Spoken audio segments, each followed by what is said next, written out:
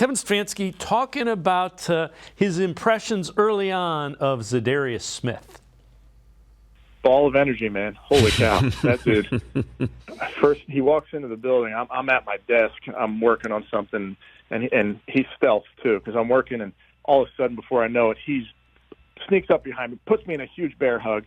I haven't talked to him on the phone, but I haven't even met him yet. So he is a big, strong dude.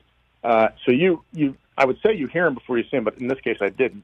But when you're out there at practice, his energy is infectious. He works hard at it. He's a pro. He's been there in big games. He's performed. So I'm thrilled to have him. I know he elevates our defensive play, but I also think he elevates our locker room in getting a vet that loves this game. And it seems like the Browns made a conscious effort to go and get guys like that. You think of Thornhill, he's younger, but he's a guy who's all about football. McLeod, I would say the same thing. It looks like that was a focus. Let's bring guys that are really good locker room guys that can play.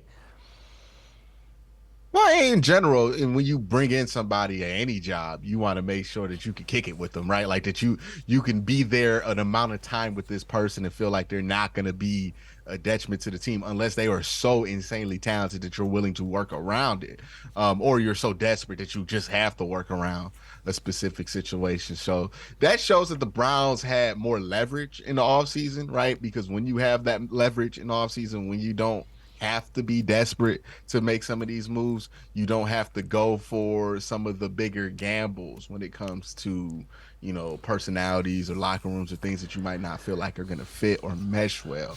So I think that speaks to the belief around the league within players that this is going to be a better team.